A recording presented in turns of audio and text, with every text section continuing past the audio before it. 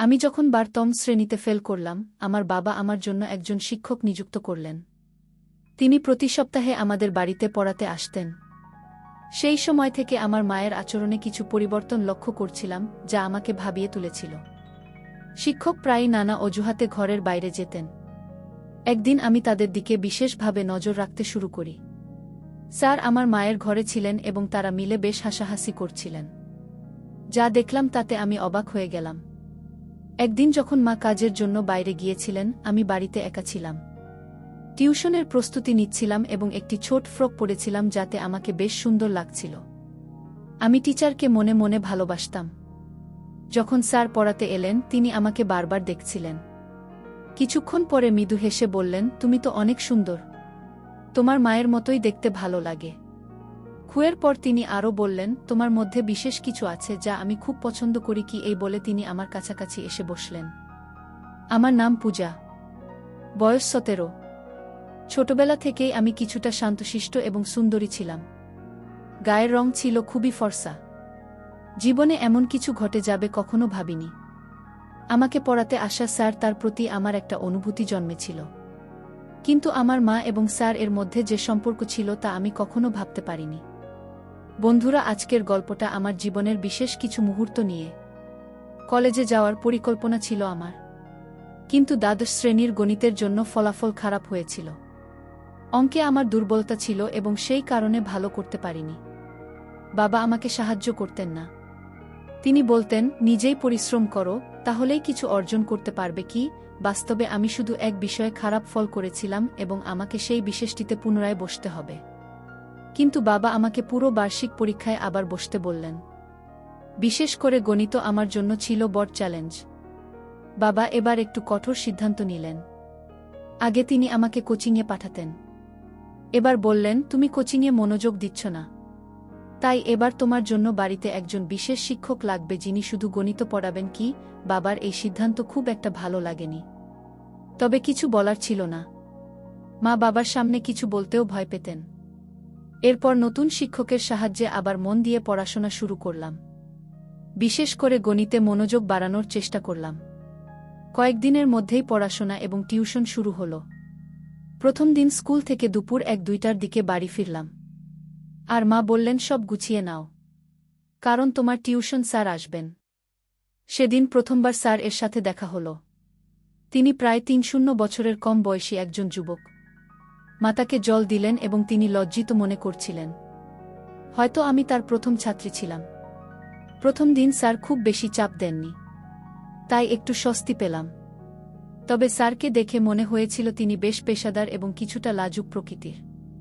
কিছুদিন ভালোভাবেই চল। শিক্ষকের পাঠদান ভালো ছিল, কিন্তু গণিত এখনও আমার জন্য কঠিন ছিল। মাঝে মাঝে টিউশনের সময় ঘুমিয়ে পড়তাম। শিক্ষক যখন পানি নিতে ঘর থেকে বের হতেন তখন ঘুম পেয়ে যেত। ঘুমিয়ে পড়লেও শিক্ষক এ বিষয়ে কিছু বলতেন না, এমনকি মার কাছে অভিযোগ করতেন না। বুঝতে পারছিলাম যে তিনি ভালো মানুষ। তবে আমার ঘুমের পরে কিছু চলছিল যা আমার জানা ছিল না। মা এবং শিক্ষকের মধ্যে কিছু চলছিল, তবে তখনও বিশ্বাসটি পরিষ্কার ছিল না। একদিন টিউশনের সময় হঠাৎ আমার কাছে শুরু হলো এবং থামছিল না। শিক্ষক আমার পিঠে হাত দিয়ে সাহায্য করছিলেন। কাশির শব্দে মা জল নিয়ে এলেন। তখন শিক্ষকের হাতের সাথে মায়ের হাত স্পর্শ করল, যা দেখে আমি কিছুটা অস্বস্তি অনুভব করলাম। কেন জানি মায়ের উপর রাগ হচ্ছিল। সেই সময় কি ঘটছিল তা পুরোপুরি বুঝতে পারছিলাম না। পরের দিন স্কুলে গিয়ে বিরতির সময় আমার বন্ধু তানিয়ার সঙ্গে দেখা হলো। তানিয়া আমার পুরনো বন্ধু। আমরা দুজনে দ্বাদশ শ্রেণী পর্যন্ত একসাথে পড়েছি। সে আমার মতো ফেল করেনি, তাই কলেজে ভর্তি হয়েছে। সেদিন তানিয়াকে এক ছেলের সাথে দেখলাম। জিজ্ঞেস করলাম, তুমি সবসময় এই ছেলেটির সাথে সময় কাটাও কেন? সে উত্তর দিল, এটা আমার বয়ফ্রেন্ড। কুতার কথা শুনে আমি তাকে বোঝানোর চেষ্টা করলাম, তানিয়া, এত কম বয়সে এসব তোমার জন্য সঠিক নয়। প্রেমের জন্য এখনো সময় আছে। কি? তানিয়া হেসে বলল, পূজা, কলেজ লাইফ তো এসব করার জন্যই। কলেজে যাওয়া মানে কিছু আনন্দ এবং স্বাধীনতা উপভোগ করা। খুব যদিও আমি তখনও কলেজে ভর্তি হইনি, তবে মনে হতে লাগলো যেন বয়ফ্রেন্ড থাকা সত্যিই জরুরি। তানিয়া বলল, কলেজে প্রায় সব মেয়েরই বয়ফ্রেন্ড আছে। তুমি এখনও স্কুলে আছো। তাই হয়তো বয়ফ্রেন্ড গার্লফ্রেন্ড সম্পর্কের ব্যাপারে তোমার ধারণা স্পষ্ট নয়। গিয়ে আমি তাকে বোঝানোর চেষ্টা করছিলাম যে এটা সঠিক নয়। কিন্তু তানিয়া হেসে বলল, তাহলে কি তোমারও কোনো বয়ফ্রেন্ড আছে? তার এই প্রশ্নে আমি কিছুটা অপ্রস্তুত হয়ে বললাম, না আমার নেই। খানিয়া মুচকি হেসে বলল, পূজা, তুমি তো দ্বাদশ শ্রেণীতে পড়ছ। আমার সমান বয়স তোমারও। যদি কারো সাথে বন্ধুত্ব করার ইচ্ছা থাকে তবে ভয় পাওয়ার কিছু নেই। এই কথাগুলো আমাকে ভাবিয়ে তুল। মনে হলো যদিও আমি কলেজে যাই না তবুও আমার বয়স এমন যে আমি এসব অভিজ্ঞতা নিতে পারি। তানিয়া আরও বলল, যদি তুমি কারো সাথে বন্ধুত্ব করতে চাও, আমি তোমাকে আমার বয়ফ্রেন্ডের এক বন্ধুর সাথে পরিচয় করিয়ে দিতে পারি। আমি সঙ্গে সঙ্গে জানিয়ে দিলাম, না, আমি তার জন্য প্রস্তুত নই। কি কারণ? আমার বয়সী ছেলেদের প্রতি বিশেষ আগ্রহ ছিল না। গত কিছুদিন ধরে আমার দৃষ্টি কেবল আমার টিউশনের স্যারের দিকে ছিল। মাঝে মাঝে অনিচ্ছাকৃতভাবে স্যারের হাত আমার হাত স্পর্শ করলে মনে একটা অদ্ভুত অনুভূতি জেগে উঠত। তানিয়ার সাথে কথা বলে বুঝলাম যখন কাউকে ভালো লাগে তখন এ ধরনের অনুভূতি হয়। বুঝতে পারলাম আমার টিউশন টিচারের প্রতি আমার একটা বিশেষ আকর্ষণ জন্মেছে। আর বয়সের পার্থক্য আমার কাছে তেমন কোনো বাধা মনে হচ্ছিল না। আমি সিদ্ধান্ত নিলাম শীঘ্রই আমার অনুভূতি স্যার এর সাথে ভাগ করে নেব। আমি নিশ্চিত ছিলাম তিনি আমার প্রস্তাব ফিরিয়ে দেবেন না। সেদিন স্কুল থেকে বাড়ি ফিরেই টিউশনের জন্য তাড়াতাড়ি প্রস্তুত হলাম।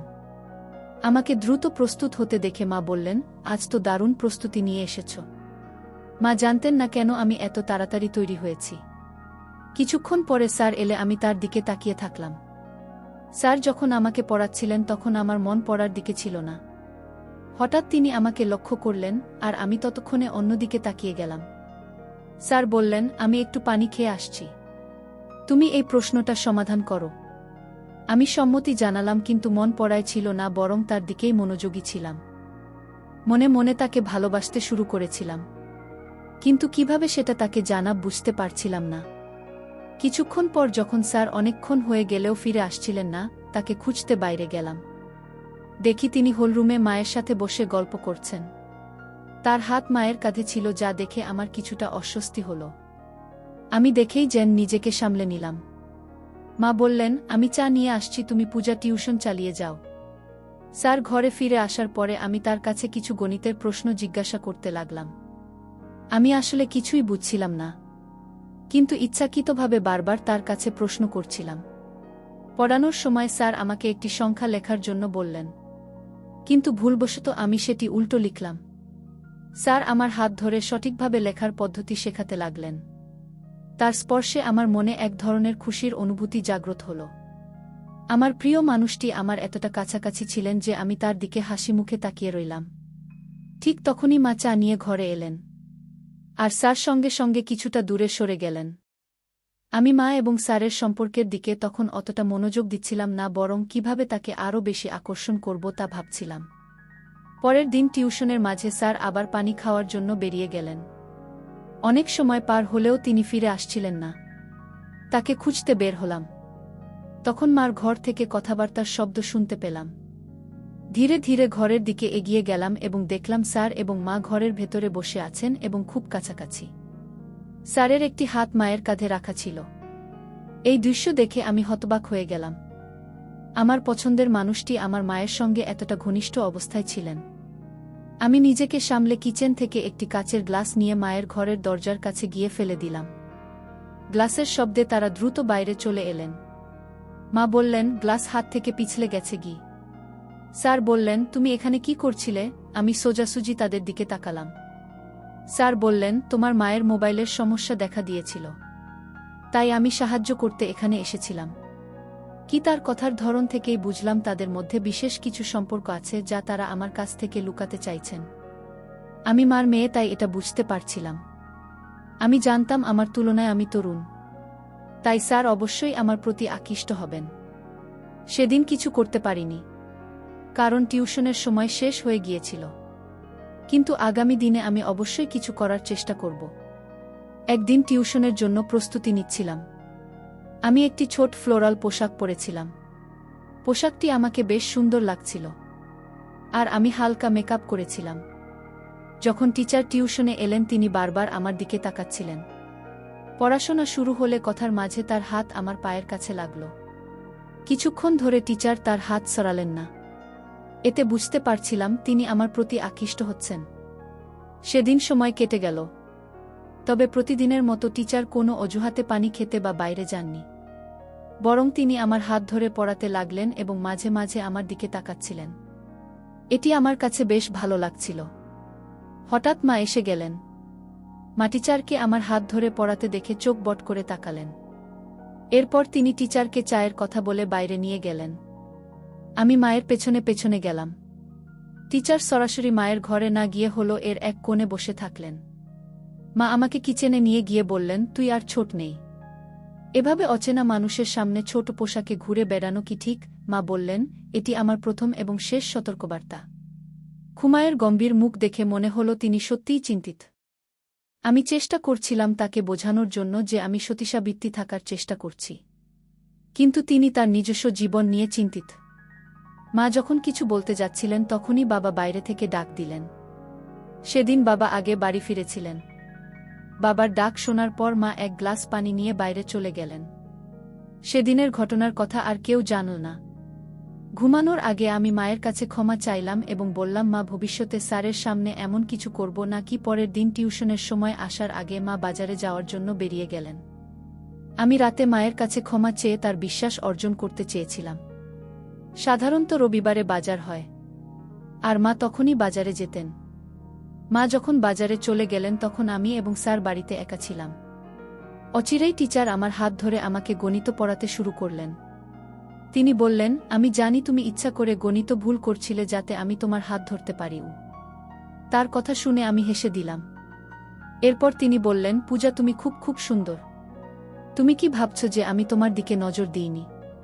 তুমি তোমার বয়সের তুলনায় অনেক বেশি সুন্দর। এটি সেই সময় যখন প্রেমের কথা বলার জন্য প্রস্তুত হওয়া উচিত। তবে কেন নিজেকে আটকে রাখছ? স্যারের কথাগুলো শুনে আমার হাসি থামাতে পারলাম না, কারণ যা চাইছিলাম সেটাই তার মুখ থেকে বেরিয়ে এল। স্যার বললেন, আমি তোমার প্রতি ভালোবাসা অনুভব করি। কি? তিনি আমাকে আলতো করে হাত ধরলেন। আমি জিজ্ঞাসা করলাম, স্যার, সত্যিই আপনি আমার প্রতি প্রেম অনুভব করেন? আমিও আপনাকে ভালোবাসি, কিন্তু একটা প্রশ্ন আছে। আপনি কেন প্রতিদিন কোনো না কোনো অজুহাতে মায়ের ঘরে যান? আপনাদের মধ্যে কি কোনো সম্পর্ক আছে?